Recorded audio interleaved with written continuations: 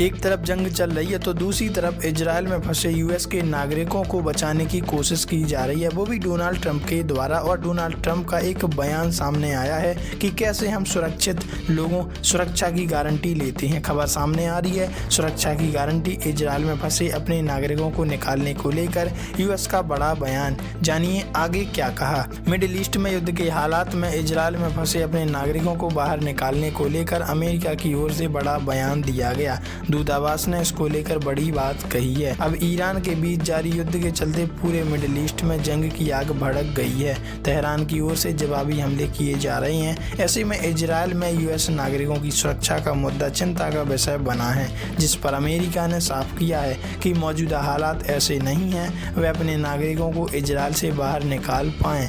US ने यरूशलेम में अपने दूतावास के जरिए अमेरिकी नागरिकों और कर्मचारियों को अपने घर को और इलाकों में सुरक्षित रहने के लिए कहा है।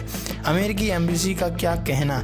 यरूशलेम में अमेरिकी दूतावास की ओर से कहा गया कि वर्तमान हालात ऐसे हो गए हैं कि इजराइल वास्तव में अब बहुत ही संकट की स्थिति में है। इजराइल से अमेरिकी नागरिकों को बाहर निकालने और उनको सीधे तौर पर कोई सहायता देना संभव नहीं। ऐसे में घरों और आसपास के इलाकों में सुरक्षित जगहों पर रहने की अपील की है। दूतावास का यह बयान उन लोगों के लिए अहम है जो इजराइल छोड़ने के लिए इच्छुक हैं। शटल बस के इस्तेमाल पर कही ये बात।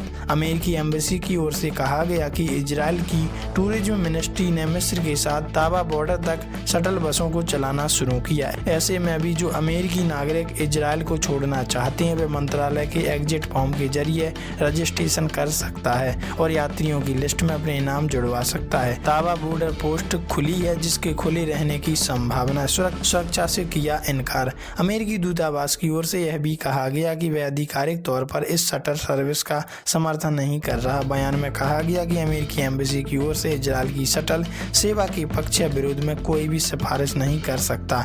ऐसे में अगर आप इस ऑपरेशन के जरिए इजराइल से बाहर जाना चाहते हैं तो अमेरिकी सरकार आपकी सुरक्षा की गारंटी नहीं दे सकती। वहीं जॉर्डन जाने के लिए विचार करने वाले अमेरिकी नागरिकों को दूतावास ने सलाह दी है कि वे एलाट के लिए शटल का इस्तेमाल कर सकते हैं, जहां से टैक्सी के जरिए यतजाक राविन सीमा चौकी तक जा सकते हैं। वैसे आप इस बारे में क्या राय रखते हैं? क्या वास्तव में अब इस तरह के काम करके अमेरिका अपने नागरिकों को बचा पाएगा? कमेंट में लिखकर जरूर बताइएगा।